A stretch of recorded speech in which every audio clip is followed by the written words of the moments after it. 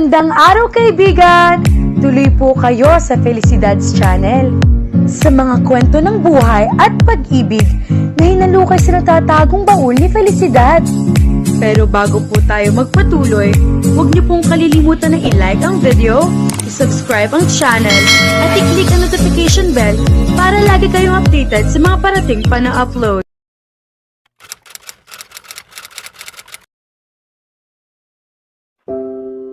Kinapa ni Luna ang kinaroroonan ng alarm clock dahil hindi pa niya magawang imulat ang mga mata. Hindi naman iyon tumutunog, kaya nasisiguro niyang wala pang alas 10 ng umaga kung kailan nakaset ang alarm ng relo. Patuloy ang katok na nagpagising sa kanya.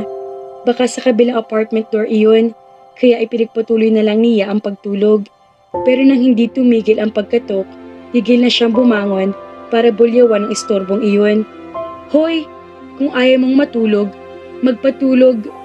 Megs, magandang umaga. Bakit hindi ka pa nakaayos? Nakaayos? Bakit ang gwapo-gwapo nito? Ang aga-aga pa. Anong oras na ba? At bakit nandito ka? Nakalimutan na bang usapan natin kagabi? Kagabi? Doon lang siya nahimasmasan. Ah, oo nga pala. Anong oras na ba? Malakas siyang naghikab. Hindi pa nag-a-alarm ang orasan ko. Past 7 na. 7? Gusto niya magwala. Off ko ngayon. Tapos gigisingin mo kung alas 7 pala ng umaga? God! Ayaw ko sa droga. Nilayasan niya si Migs para bumalik sa kama at magpatuloy ng pagtulog. Pero sumunod pa lang binata. Luna, bumangon ka na. Marami pa tayong aasikasuhin bago tayo magpunta sa Batangas. Hanggat hindi pa tumutunog ang alarm clock ko, hindi pa oras ng gising ko. Tinakpan pa niya ng unan ang kanyang muka para hindi na marinig ang anumang sasabihin ni Megs. Ano bang meron sa lalaking yun? Hindi ba nito alam kung gaano kahalaga sa kanya ang kahit katiting na oras ng pahinga? Pero wala pa mang isang minutong lumilipas na mag-ingay ng alarm clock. Pagkatapos, nawala na sa mga kamay niya ang ipinatong na unan sa ulo. Ayan ang alarm mo. Oras na para gumising. Nang hindi pa rin siya kumikilos, naramdaman na lang niyang umangat ang katawan niya mula sa kama. Binuhat na siya ni Migs. Nang magmulat siya ng mga mata, nasa banyo na siya. Maligo ka na, o baka gusto mong ako pa magpaligo sa'yo. Nagtraspas ka na nga, inistorbo mo pa ang pagtulog ko. Saka ka na bumawi ng tulog kapag nasa Bicol na tayo. Wala mang iistorbo sa'yo ron. Bilisan mo. Gustuhin mang magtantrum ni Luna, hindi pwede. Sumang-ayon siya sa alok ni Migs, kaya wala siya magagawa ngayon kung hindi ang sumunod. Sayang ang 1 milyon. Lumabas uli siya ng banyo para kumuha ng isusuot nang maabutan niya si Migs na pinagmamasdan ng kabuuan ng bahay. May kung anong nasundot sa ego niya sa paraan nito ng pagmamasid. Pasensya ka na, hindi mayaman ang naupahan mo maging girlfriend, lumingon si Migs. Bakit hindi ka pa naliligo? Huwag mo akong mautos-utusan ng ganyan, mister. Nasa pamamahay kita. Itinaas lang ni Migs ang mga kamay bilang tanda ng paghingi ng paumanhin. Saka nagtungo na ulit si Luna sa banyo. Nang makaligo, tuluyan na nagising ang dugo niya. Paglabas ng banyo, naabutan niya si Migs na binabasa ang naka-frame na diploma. Hindi siya nagsalita at hinayaan ang sariling pagmasdan na lang ang binata. Punong-puno ng confidence ang aura nito na hindi niya madalas makita sa mga lalaking nakikilala at nakakasalamuhan niya. Matikas din ito at parang modelo kung magdala ng damit. Nakasuot siya ng long sleeve na puti na polo at gray na slacks. Hindi maikakaila ang estado nito sa lipunan. Naramdaman siguro ni Migs ang presensya niya kaya nilingon siya at parang gusto ulit niyang bumalik sa loob ng banyo nang makita kung paano siya titigan ng binata. Ramdam din niya ang kakaibang pagkailang niya sa mga tingin nito. Isa kang degree holder. Bakit hindi mo ginagamit ang pinag-aralan mo para makahanap ng mas bagay na trabaho para sa tinapos mo sa college? Ibig mong sabihin, bakit bartender lang ako sa overview? Simple lang ang rason. Hindi ako binibigyan ng pagkakataong ipamalas ang kakayahan ko ng mayayamang katulad mo. Hindi naman siguro lahat. Nagkibit balikat si Luna. Mag-e-empake pa ba ako ng mga damit? Kahit cocktail o formal na damit ay pwede na. Wala ako damit na ganoon. Kung handa ka na, tayo na. Hindi mo yata ko narinig. Ang sabi ko, wala akong hinawakan siya ni Mig sa kamay at bumalot ka agad sa pagkatao niya ang init na hatid ng palad nito. Oo, narinig kita. Hindi na siya pinakawala ni Migs hanggang sa makarating sila sa sasakyan nito. Salat siya sa mga material na bagay pero ni minsan hindi pumasok sa isip niya ang maghanap o mainggit sa ibang nakakaluwag sa buhay. Pero ngayon, habang nasa loob siya ng magarang sasakyan, parang gusto niyang lumubog sa kinauupuan. Hindi ba't mamayang gabi pang party mo? Masyado naman yata tayong maaga para bumiyahe papuntang Batangas. Bibili tayo ng mga kakailanganin mo para sa party. Kakailanganin ko? Wala kang cocktail na damit, hindi ba? Wala rin akong pera pambili ngayon. Ako na ang bahala sa gastos. Hindi na tumuto si Luna. Tutal, hindi mababawasan ang perang ibabayad ni Meg sa kanya. Kung gusto nito magtapon ng pera sa kanya, hindi niya ito pipigilan. Sa Roston's department store siya dinala ni Megs sa isang lugar sa Makati. Hindi niya alam kung paano nakakuha na access si Megs na makapasok sa naturang department store kahit wala pang oras ng pagbubukas niyon. Pero Megs Feliciano was a billionaire boy, kaya hindi na siya dapat magtaka kung magawa man nito ang mga imposibleng bagay minsan.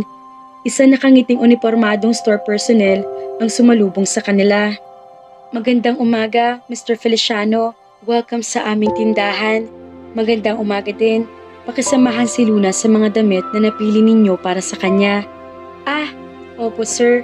Kagabi pa nga po nakahanda ang lahat. Binalingan si Luna ng personnel. Sama po kayo sa akin, ma'am.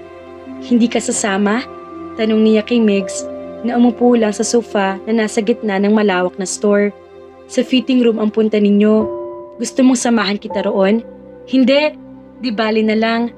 Tumalikod na lang siya na makita na pangiti si Migs sa kalokohang maaring pumasok sa kokote nito dahil sa tanong niya. Halos malula si Luna sa hilera ng mga damit na itinuro sa kanya ng store personnel na pagpipilian niya, lalo na nang makita ang presyo ng bawat isa. Hihimata niya yata ako, sambit niya nang tigilan na ang pagtingin sa mga price tags.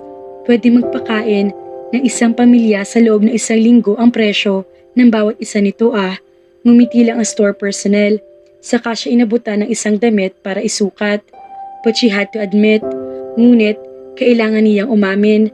Mukhang magandang damit, halata na hindi basta-basta ang pagkakagawa niyon.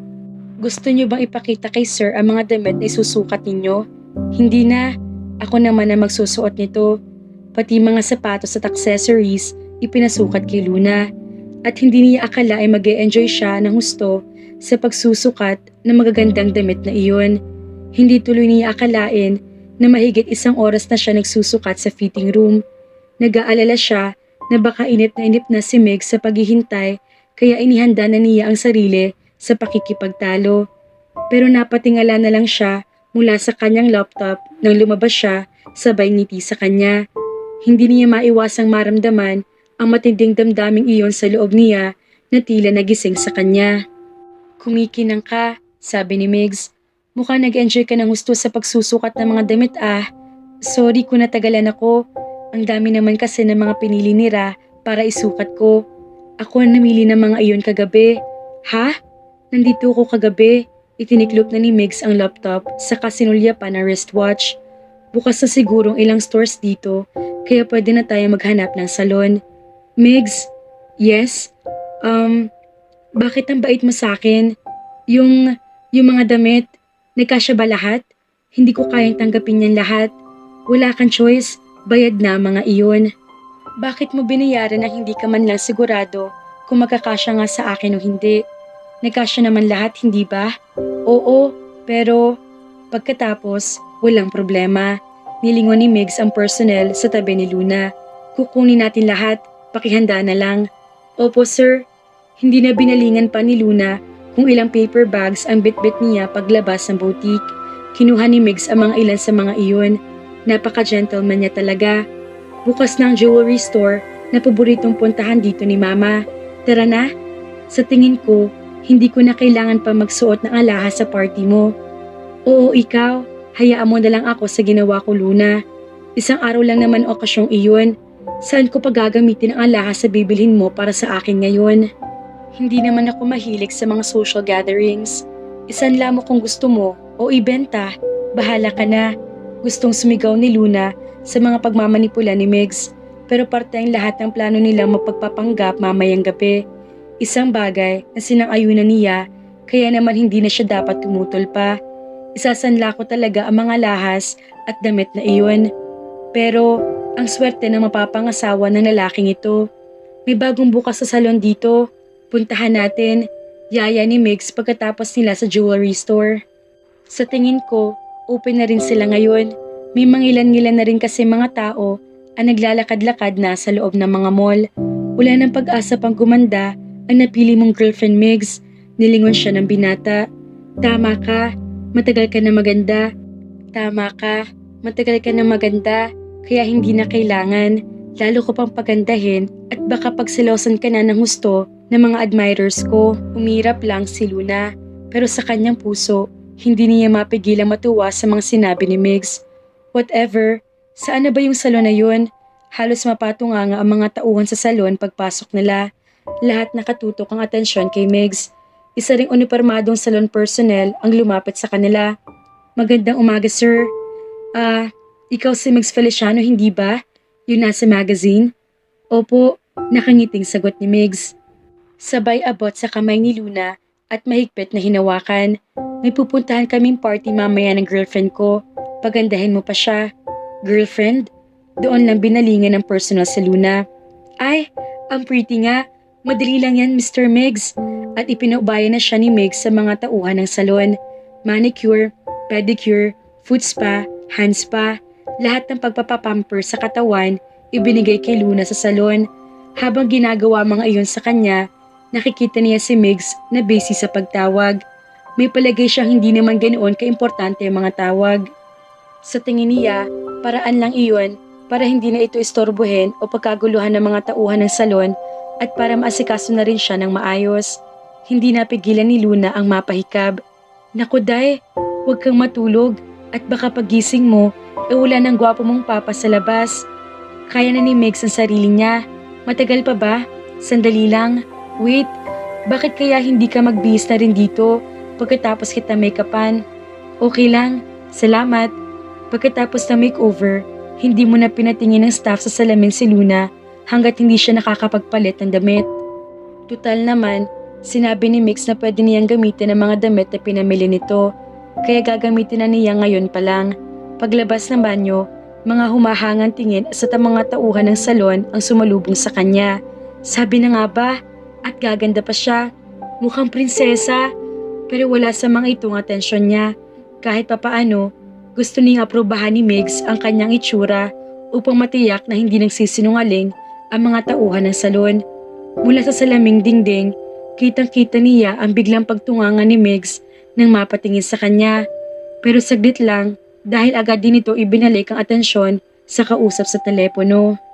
Hindi mo man lang ba titingnan ang sarili mo sa salamin, Day? Hindi na. Ninitian ni Luna si Mabel, ang beautician na nag-ayos sa kanya. Salamat. Pakisingil na lang na malaki ang lalaking yun. Halik lang mula sa boylet mo. Okay na sa akin. Kinantsawan lang ito ng mga kasamahan. Sa ganda mong yan, siguradong pagkakaguluhan ka kung saan party man kayo pumunta. Baka kamo, hindi na sila makarating ni Papa Migs sa party na yon. Kung pwede nga lang huwag nang pumunta, sabi ni Luna sa sarili habang hinihintay si Migs na nagbabayad ng bill. Mukhang wala rin naman nagbago sa itsura niya at nag-aksaya lang ito ng pera. Base kasi sa reaksyon ni Migs na makita siya kanina, para mas gusto pa nitong atupagin ng cellphone kaysa tingnan siya. Tahimik lang din nagmamaneho ang binata nang sakay na sila sa kotse. Hindi nagtagal, inihinto na nito ang sasakyan sa isang bakanting parking lot. Sa gitna niyon, isang chopper ang naghihintay sa kanila. Tasyo, ikaw nang bahala sa bahay, bili ni Migs, sabay hagis ng susi ng kotse sa isang maliit na lalaki. Tatawagan na lang kita kapag babalik na kami. Opo boss, sagot ni Tasyo. Pagkatapos ay hinila nitong isang maleta mula sa trunk ng sasakyan at inilipat doon ang lahat ng damit na pinamili nila. Kinausap naman ni Migs ang piloto ng helicopter. Kumusta Rayleigh? Istorbo ka talaga Migs. Alam ko, Pasensya ka na, may sakit kasi ang piloto ko. Pagkatapos, binilingan ni Rayleigh si Luna. Sino siya? Luna, girlfriend ko. Nakaramdam ng pagmamalaki si Luna sa paraan ng pagpapakilala ni Mick sa kanya sa isa sa mga kakilala nito. Pero hindi niya alam kung anong reaksyon ni Rayleigh dahil nakasuot ito ng shades.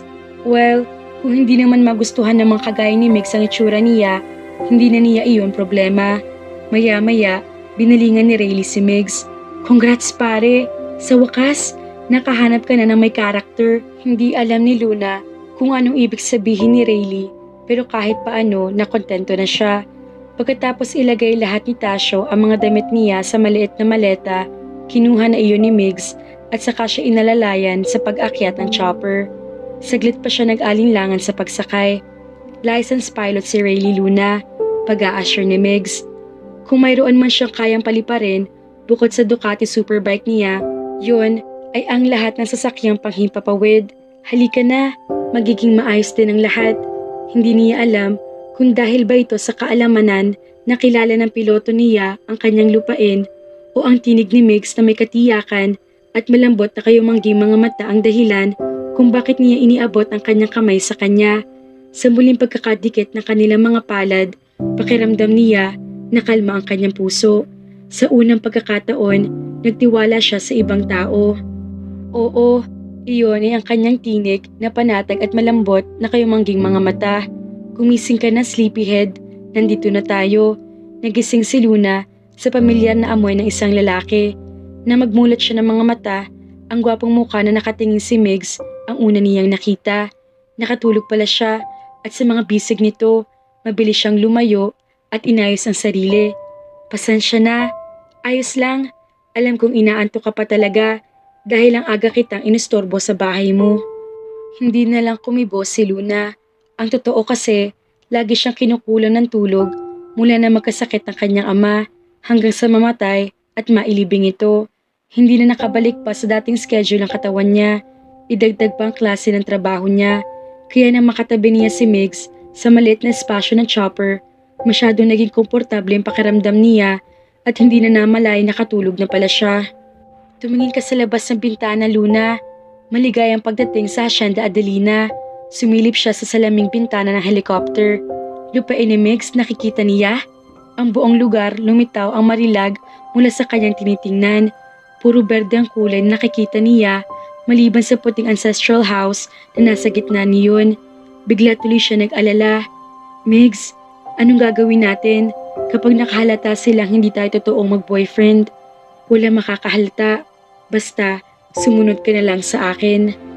Muli, nagtiwala siya sa mga salita nito. Naniniwala si Migs sa kakayahan niya. Sapat na iyon para maniwala si Migs na hindi nga siya papalpak. Hindi siya papalpak dahil siguradong malilintikan silang pareho. Paglapag ng chopper sa helipad na malapit sa malawak na pool, agad na hinawakan ni Migs ang kanyang kamay. Hindi na siya nito binitawan hanggang sa makaharap nila ang mga magulang nito. Naku, baby boy, ikinagagala kitang makita. Kiss mo naman si mama. Hello ma, hinalikan ni Migs ang mama nito. Bakit ganyan ang suot mo? Dahil maganda ako dito. I told you honey, you look like a hot air balloon in that dress. Sabi ng lalaking kamukha ng older version ni Migs. Pumaling ito kay Migs. Hello anak. Pa, saglit na binitawan ni Migs ang kanyang kamay para mayakap ang ama. Pagkatapos, bumalik ito sa tabi niya at muling hinawakan ang kanyang kamay.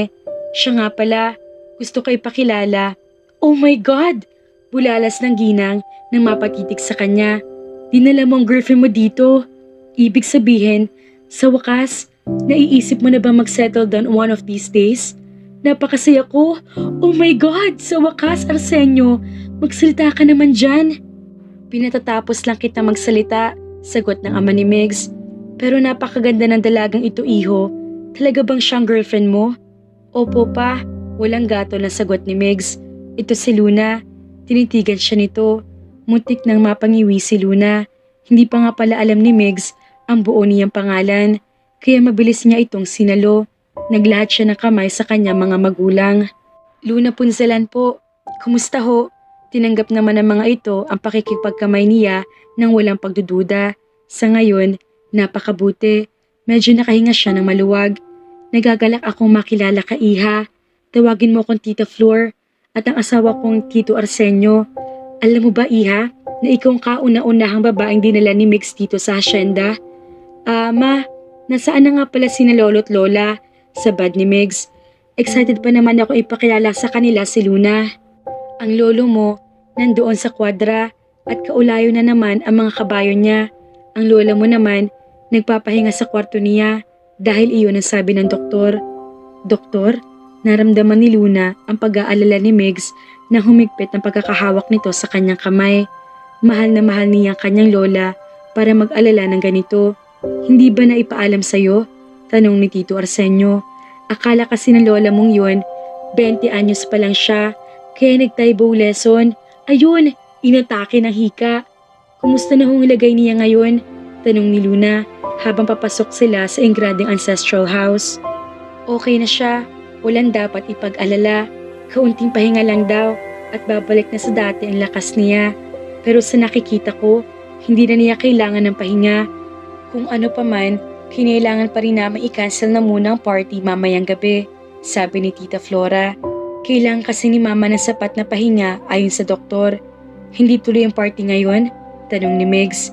Hindi, pero masaya kami na nandito ka.